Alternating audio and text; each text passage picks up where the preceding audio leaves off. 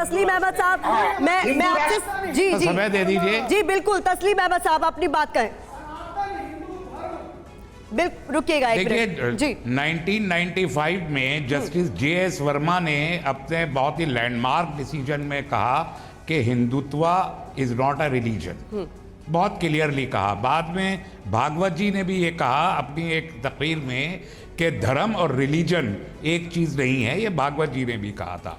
हिंदुत्व का वर्ड पहली बार इस देश में 1870 में जितेंद्र नाथ बासु जी ने अपनी किताब आई थी हिंदुत्व अप्राकृतिक इतिहास, ये बंगाली में एक बुक आई थी, पहली बार हिंदुत्व का लफ्ज इस्तेमाल हुआ। हिंदू का लफ्ज ही 300 साल से हो रहा है और हिंदुत्व का 200 साल से हो रहा है। तो देश सनातन धर्म है, धर्म सनातन है, हिंदुत्व धर्म नहीं है। हिंदुत्व एक पॉलिटिकल आइडियोलॉजी है और ये बार बार साबित हुआ है। आप स्वामी विवेकानंद की किताबों को उठा के पढ़ के देख लीजिए, आप जितेंद्र नाथ बासु की किताब को मैंने जिक्र किया, आप PC चटर्जी को पढ़ के देख लीजिए, और बाद में उन सबका जो समावेश है वो सावरकर ने कर दिया 1923 में अपनी किताब हिंदुत्व में। तो ये जो हिंदुत्व है इसका ऐसा धर्म से कोई लेना देना नहीं है, राजनीति से इसका लेना देना है। धर्म सनातन है। हम जो इज्जत करते हैं, हम जो सम्मान देते हैं वो सनातन को देते हैं, और इसलिए देते हैं कि सनातन की जो परंपराएं हैं और जो शुरू की बिल्कुल लाखों साल पुरानी, वो और इस्लाम दोनों एक दूसरे के इतने करीब हैं कि कभी कभी उनको अलग करना मुश्किल हो जाता है। तो आपके हिसाब से तस्लीम साहब की बार-बार हिंदू राष्ट्र की बात करना आपके हिसाब से अपमान करना है? आपके हिसाब से क्या किसी एक विशेष आइडियोलॉजी को पुश किया जा रहा है यहाँ पर?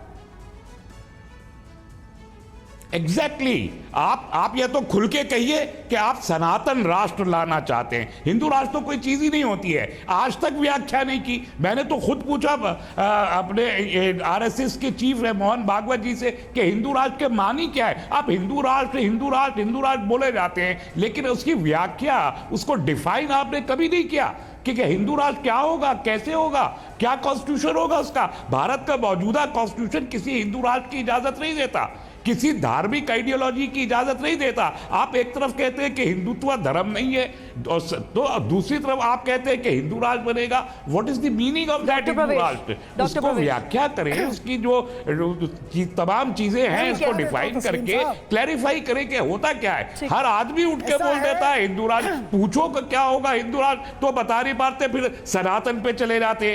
तो एक कंफ्यूजन है इन तमाम लोगों में, जो पूरे देश में कंफ्यूजन ये बपा कर रहे हैं। इसकी जरूरत नहीं है। आपको सत्ता चाहिए थी, सत्ता मिल गई। अब सत्ता को संभाल के रखने का तरीका होता है इंसाफ कायम करना और अमन पैदा करना। आप ना इंसाफ कायम कर पा रहे हैं, ना अमन पैदा कर पा रहे हैं। देखिए मणिपुर में आप क्या कर रहे हैं, हिंदू राष्ट्र के नाम पर हो रहा है मणिपुर में जो कुछ हो रहा है। पूरे नॉर्थ ईस्ट को, हमारे देश का अखंड भारत का हिस्सा है पूरा नॉर्थ ईस्ट की 7 स्टेट, वहां ट्राइबल्स को आप परेशान करके हिंदू राष्ट्र के नाम पे क्या करना चाहते हैं देश के साथ। तो ये जो आइडियोलॉजी, डिवाइसिव आइडियोलॉजी है, जिसे इस देश में एक्सेप्ट नहीं किया, 200 साल के मूवमेंट के बाद प्रवेश आपकी बात पर रिस्पॉन्ड करना चाह रहे हैं। जी बोले। आप उत्तर पूर्व के बारे में उतना नहीं जानते हैं। मैं जब कार्यकर्ता था विद्यार्थी परिषद का, नहीं मैं बहुत जानता हूँ, आपसे ज्यादा कुछ जानता हूँ। मैं उत्तर पूर्व बहुत रहा हूँ। 1990 से आज तक 30 साल हो गए उत्तर पूर्व मुझे घूमते घूमते, एक कोना देखा है उत्तर पूर्व का मैंने, और आज भी मैं उत्तर पूर्व के लोगों से राब्ते में हूँ। इसलिए जो चीज आप नहीं जानते उसका दावा मत कीजिए।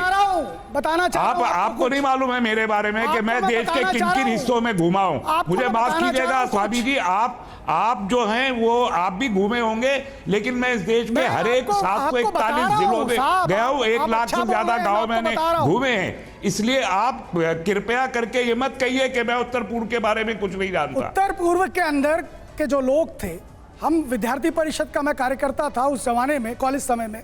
उस समय सील नामक एक कार्यक्रम आज भी चलता है। 60 साल से घूम रहे हैं आप वहां पर, और इसलिए ये समस्या आ रही है। टॉपिक पर इंडिया घूमने आए हैं, लेकिन उनके अंदर उस राष्ट्रत्व का भाव जागरण करता था। उसका परिणाम यही आपकी प्रॉब्लम है, यही प्रॉब्लम है आपकी, जिसकी वजह से बदअमनी पैदा होती है।